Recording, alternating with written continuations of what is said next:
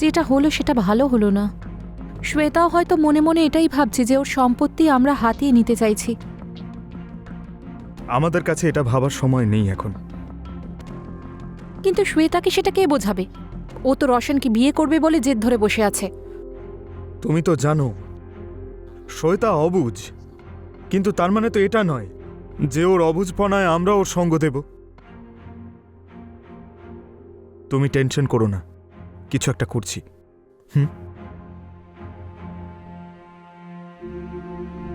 নমস্কার, আমি কাঞ্চন অবস্থি। আরও একবার আপনাদের সবাইকে স্বাগত জানাচ্ছি ক্রাইম চক্রের নতুন একটা এপিসোডের নতুন কাহিনীতে।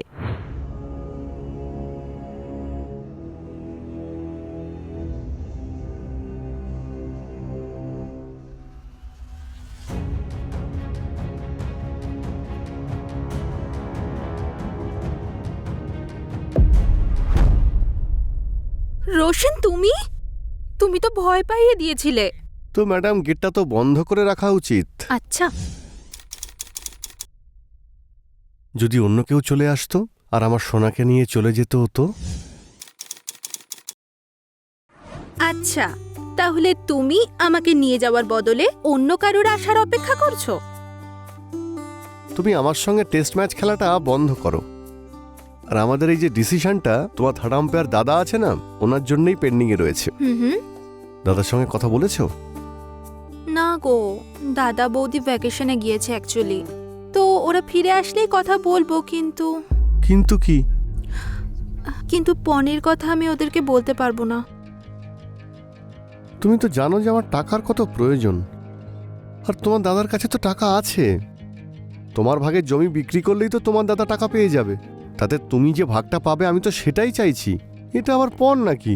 কিন্তু তুমি কি জানো রোশন, আমাদের এখানে ছেলের বাড়ি থেকে যা কিছু ডিমান্ড করা হয় তাকে পণ হিসেবেই গণ্য করা হয়। যদি দাদা রাজি না হয় তো? তুমি আমাকে ভালোবাসো না? বলো, আমাকে তুমি ভালোবাসো না? বাসি তো আমি। তাহলে তুমি বলো না। রাজি না হলে অন্য উপায় ভাবতে হবে। কিন্তু তুমি তো জানো যে আমার টাকার কত প্রয়োজন, আর তার জন্য আমি সব কিছু করতে পারি। আচ্ছা, আমার জন্য? তোমার জন্য তো আমি আমার জীবন দিতে পারি। ওকে। আর তুমি বললে আমি জীবন নিতেও পারবো। আচ্ছা।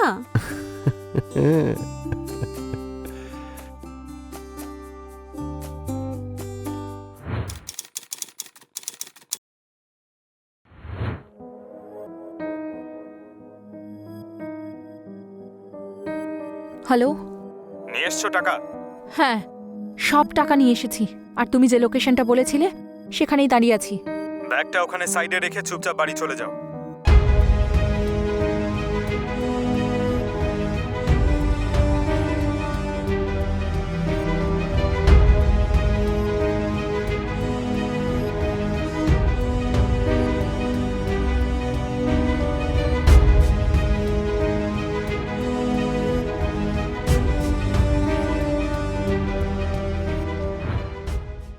নতুন নতুন বিয়ে হওয়ার পর নৈতিক আর রুচি নৈতিকের দিদি শ্বেতার সঙ্গে শহরে কিছু মাস আগেই শিফট করেছিল। শ্বেতার বয়ফ্রেন্ড রোশনও সেই শহরে এসে থাকতে শুরু করে। শ্বেতা রোশনকে খুব ভালোবাসত, কিন্তু রোশন হয়তো টাকার জন্য শ্বেতাকে বিয়ে করতে চাইছিল। আমাদের সমাজে পণ প্রথা উই পোকার মতো কাজ করে। এই প্রথা নারীদের জীবনকে ধীরে ধীরে পুরো শেষ করে দেয়। রোশন শ্বেতার মাধ্যমে ওর পরিবার থেকে পণ আদায় করতে চেয়েছিল। শ্বেতার পরিবারে নৈতিক আর বৌদি ছাড়া অন্য কেউ ছিল না। শ্বেতা একদিন সাহস করে তার দাদাকে সম্বন্ধের কথা বলে। তারপর না না বৌদি, তেমন কিছু নয়। আমি তো এমনি।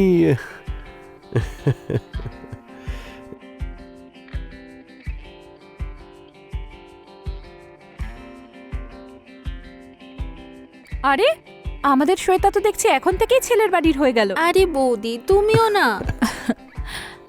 চলো, ঠিক আছে, তোমরা একে অপরকে পছন্দ করেছো।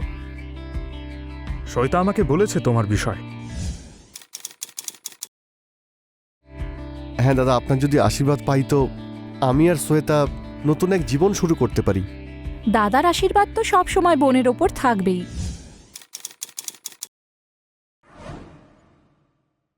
কিন্তু তোমার এই টাকার শর্তটা আমি মেনে নেব না।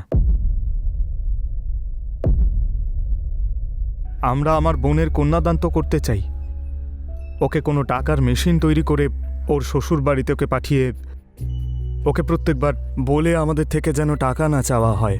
দাদা, আপনি এরকম কেন ভাবছেন? আমি এমনটা কেন করব? তুমি এখনই করছো, তাহলে পরে করবে না এর কোথায় গ্যারান্টি আছে? দাদা, রোশন এরকম নয়। তুই মাঝখানে কথা বলিস না, আমরা কথা বলছি তো। দেখো রোশন, তুমি শ্বেতাকে বিয়ে করতে চাও, তাতে কোনো অসুবিধে নেই, কিন্তু আমরা 1 টাকাও দেব না। আরে সোজাসুজি বলুন না যে আপনি ওর ভাগে টাকাটা দিতেই চাইছেন না। রোশন, নিজের সীমা অতিক্রম করো না। Get out. আমিও এখানে অপমান হতে কিন্তু আসিনি। Get out from here.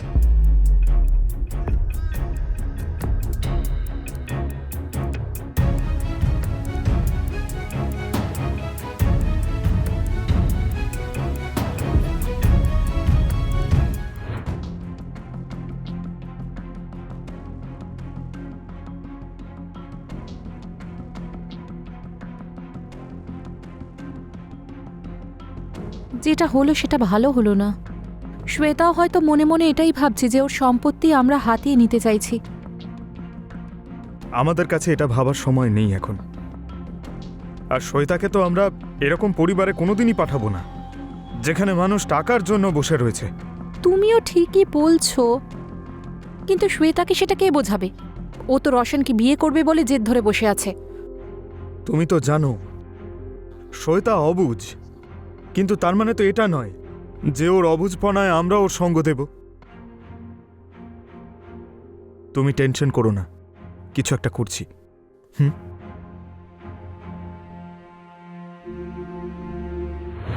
নৈতিক আর রুচি শ্বেতার ভালোর জন্য ওকে রোশনের মতো মানসিকতা সম্পন্ন মানুষের সঙ্গে জীবন কাটাতে দেওয়ার বিরুদ্ধে ছিল। আর ওদের এই ভাবনাও সঠিক। যে ব্যক্তি এখন টাকাকে সম্পর্কের থেকেও বেশি বলে মনে করছে, সে বিয়ের পরে নতুন কোনো ডিমান্ড করবে না, এটার কি গ্যারান্টি আছে? কিন্তু রোশন শ্বেতার মনে তার দাদা বৌদির বিরুদ্ধে বিষ ঢালতে শুরু করে দিয়েছিল। এখন এই বিষ কী রূপ নেবে? অর্থাৎ রোশন নিজের টাকা পয়সার চাহিদা পূরণ করার জন্য কত দূর যেতে পারে সেটা বলা মুশকিল ছিল। শ্বেতা আর রোশনের মধ্যে সেই দিনের পর থেকে সামান্য দূরত্ব হয়েই ছিল। তখনই হঠাৎ করে একদিন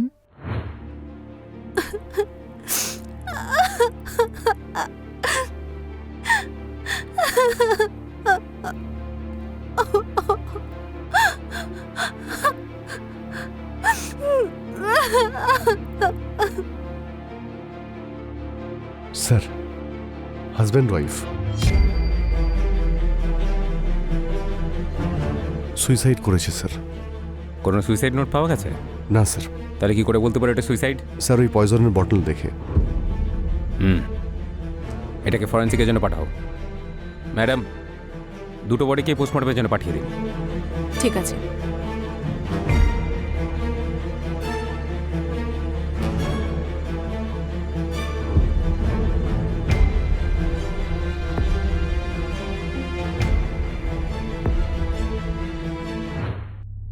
স্যার, ইনি হলেন শ্বেতা দেবী, ওনারই বোন ইনি। শ্বেতা দেবী আপনার দাদা বৌদিকে কোনো মানসিক অবসাদের মধ্যে দিয়ে যাচ্ছিলেন, বা এমন কিছু যেটার জন্য ওরা সুইসাইড করতে পারেন? না স্যার, ওরা তো ভালোই ছিল। ওদের বিয়ে হয়েছে মাত্র 4 মাস হলো। আমি জানি না ওরা কেন হঠাৎ করে সুইসাইড করলো। ওনার সঙ্গে কারোর কোনো শত্রুতা ছিল যে ওনার বিরুদ্ধে ষড়যন্ত্র করতে পারে? না স্যার, আমরা এখানে নতুন এসেছি, আমরা আগে থাকতাম না এখানে, কাউকেই চিনি না আমরা।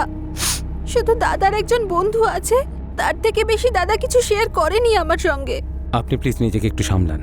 যাই হয়ে থাক না কেন, ইনভেস্টিগেশনে ঠিক জানা যাবে।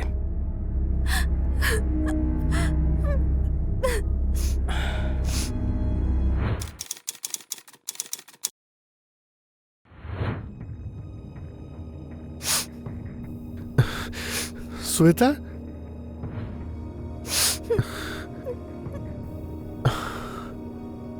নিজেকে শান্ত করো তুমি। কোথায় ছিলে তুমি এতদিন? আমি কতবার তোমাকে ফোন করেছি, ফোন যাচ্ছিল না তোমার কাছে। আমি একটা আর্জেন্ট কাজে বাইরে গেছিলাম, আমি খবরটা শুনেছি। কিন্তু দাদা আর বৌদি হঠাৎ করে সুইসাইড কেন করলেন? ওনারা একবারও তোমার কথা ভাবলেন না যে তুমি একা এখানে কি করে থাকবে? আমারও এখন মনে হচ্ছে আমি সুইসাইড করি আর দাদা বৌদির কাছে চলে যাই। পাগল নাকি? এরকম কথা আর কোনোদিনও বলবে না। এখন তো আমি এসে গেছি। এতদিন তো ছিলে না, তাই ভেবেছিলাম তুমি আমাকে ছেড়ে চলে গেছো। এখন তো আমি এসে গেছি। সারা জীবন আমি তোমার সঙ্গেই থাকবো।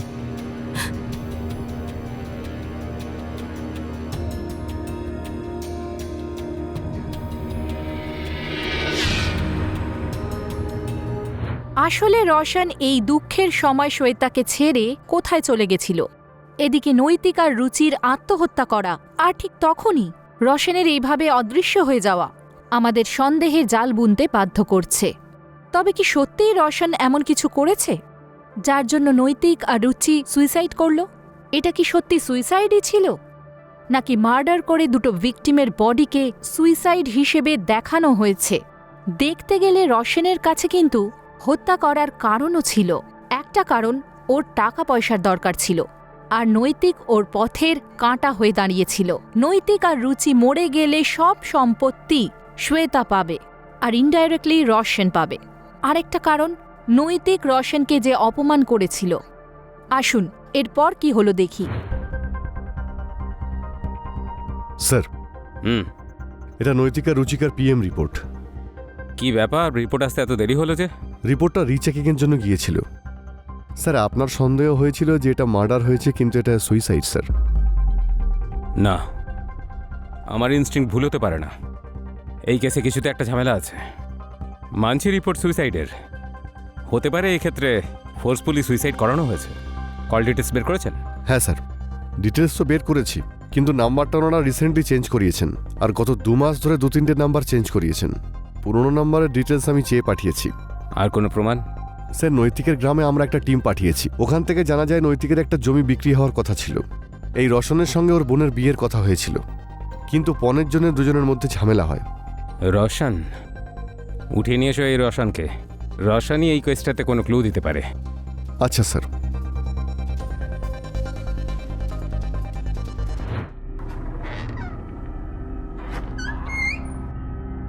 স্যার, এই হলো রোশন। তাহলে মিস্টার রোশন, এবার বলুন বিয়ের প্রস্তুতি কেমন চলছে? স্যার, আপনি আমাকে এখানে কেন নিয়ে এসেছেন? কি করেছি আমি? আপনি একটা পরিবারকে পণের জন্য এতটাই বাধ্য করেছেন যে ওই পরিবারের বড় ভাই আর বৌদি সুইসাইড করেছে। স্যার, আপনি আমাকে কেন মিথ্যে অপবাদ দিচ্ছেন? এই স্যার, তোকে অপবাদ দিচ্ছেন না, তোর নামে কমপ্লেন আছে তাই উনি বলছেন। স্যার, এটা একদমই সত্যি নয়। তাহলে ব্যাপারটা কেমন সেটা তো বল। তোর কথা মতো আমরা কাজ করব। আমরা তো সত্যিটা খুঁজছি, যেটা তুই লুকিয়ে রেখেছিস। স্যার, আমি কিছুই করিনি, এটাই সত্যি। বল। স্যার, আমি সত্যি বলছি। স্যার, আমি এটা মানছি যে ওদের কাছে আমি পণ চেয়েছিলাম, কিন্তু স্যার আমি চেয়েছিলাম আমার আর শ্বেতার বেটার ফিউচারের জন্যে। পণ নেওয়াটা একটা অপরাধ, জানিস না তুই? স্যার, আমার মনে হয়েছিল এতে ওনাদের অসুবিধে হবে না। ওনার বোনের ভবিষ্যতের জন্যই তো চেয়েছিলাম। এ তো এইভাবে মানবে না। যতক্ষণ না ও মুখ খুলছে, মারতে থাকো একে। স্যার, সত্যিটা বল। স্যার, আমি কিছু করিনি। পুলিশ রোশনকে গ্রেফতার করার পর ওর ওপর পণ চাওয়ার অপরাধের জন্য আর মেয়ের বাড়ির লোকেদের ওপর জোর করার জন্য কেস ফাইল করে, আর ওকে জোর কদমে জিজ্ঞাসাবাদ করা হয়। কিন্তু কিছুই জানা যাচ্ছিল না। রোশন নিজের কথাতেই অনড় ছিল যে ও কিছুই করেনি। তবে কি সত্যি এই কেস সুইসাইড কেস ছিল, আর পুলিশ এটাকে মার্ডার কেস ভেবে ভুল করছিল? এটা যদি মার্ডার নাও হয়, সুইসাইড হয়, তার পিছনেও নিশ্চয়ই কোনো না কোনো কারণ থাকবেই। কেউ ইচ্ছে করে তো আত্মহত্যা করবে না, তাও আবার হাসি খুশি একটা পরিবার। আর রোশনের মতো লোকেদের তো জেলের মধ্যেই রেখে দেওয়া উচিত, না হলে টাকা পয়সার লালসায় এরা বিয়ের মতো পবিত্র সম্পর্ককেও টাকা পয়সার লেনদেনের ব্যবসা বানিয়ে তুলবে। ইতিমধ্যে শ্বেতা রোশনকে জামিন দেওয়ার জন্য পুলিশ স্টেশনে পৌঁছয়। শ্বেতা দেবী, আর ইউ শিওর আপনি রোশনের বিরুদ্ধে কোনো কেস করতে চান না? যদি আপনার উপরে কোনো চাপ থাকে সেটা আমাদের বলতে পারেন। না স্যার, আমি রোশনের বিরুদ্ধে কোনো কেস ফাইল করতে চাই না। আপনি ওর উপর যা যা চার্জ করেছেন প্লিজ ওগুলো তুলে নিন। দাদা বৌদি তো আর বেঁচে নেই। অন্তত রোশনের সঙ্গে আমি ভালোভাবে জীবনটা কাটাই, নাকি ওর সাথেও ভালো থাকতে দেবেন না? দেখুন, আমরা তো শুধু আমাদের কাজ করছিলাম।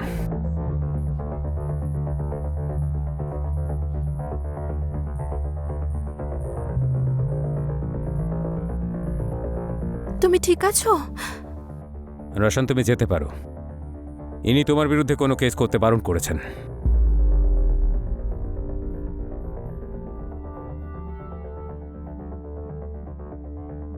স্যার, আমার মনে হচ্ছে যে শ্বেতাও এর সঙ্গে জড়িত, কারণ দাদার বৌদি মারা যাওয়ার পরে সমস্ত সম্পত্তি তো ওরই হবে। যেভাবে ও রোশনকে সাপোর্ট করছে, আমি নিশ্চিত রোশনের সঙ্গে ও জড়িত। ওই নৈতিকা রুচির পুরনো নাম্বারের কল ডিটেলস পেয়েছেন? হ্যাঁ স্যার। নৈতিকা রুচিকার কল ডিটেলসের ফাইল স্যার, এই যে।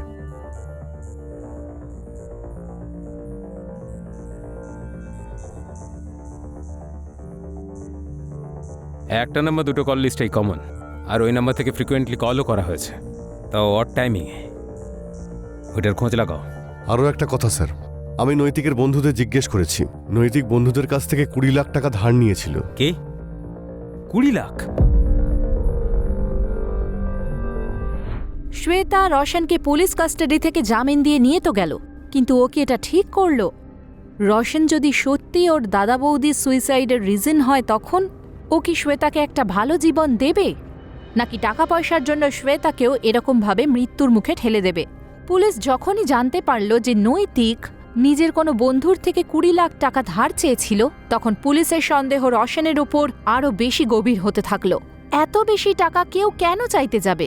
হতে পারে রোশন কোনোভাবে নৈতিক আর রুচির ওপর জোর করেছিল, বা এমন কিছু যার ওপর থেকে এখনো পর্দা সরেনি।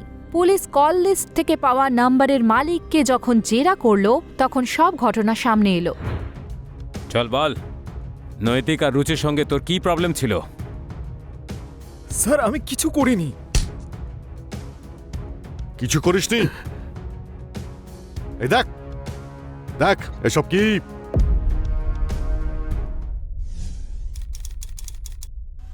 এবার সত্যিটা বল, না হলে এত মারবো না যে তোর আত্মাও শরীর থেকে বাইরে বেরিয়ে পোজ দেবে।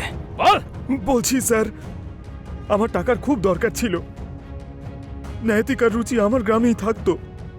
ওদের বিয়ের পর ওরা শহরে চলে যায়।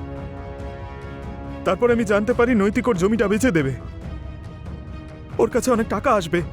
তারপর সোশ্যাল মিডিয়া থেকে ওদের ফটো বের করে মব করি আর নিউড বানিয়ে দিই।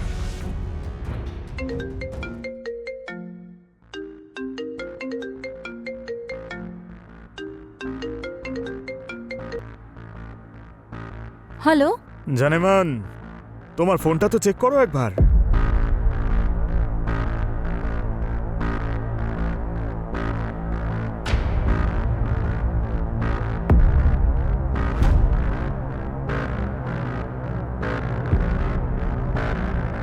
এইসব তো আমার সোশ্যাল মিডিয়ার ফটোজ। এগুলো দিয়ে কি করেছো তুমি? আর কে তুমি? তুমি জানো এগুলো মব ফটোজ, আর আমি জানি, কিন্তু পাবলিক তো ফটো দেখে পুরো মজা নেবে। যখন তোর বউকে লোকে এই অবস্থায় দেখবে, তখন ভাব তোর মনের অবস্থা কি হবে। কে তুমি? কেন করছো এইসব? দেখো।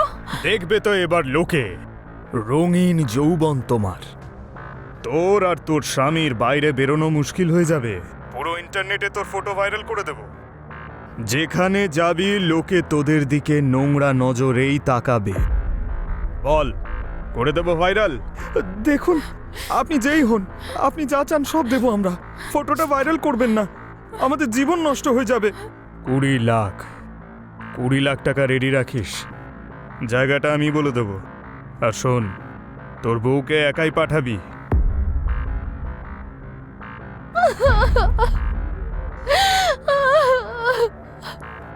হ্যালো, নিয়ে এসছো টাকা? হ্যাঁ, সব টাকা নিয়ে এসেছি, আর যে লোকেশনটা বলেছিলে সেখানেই আছি। ওইখানে সাইডে ব্যাগটা রেখে চুপচাপ চলে যাও।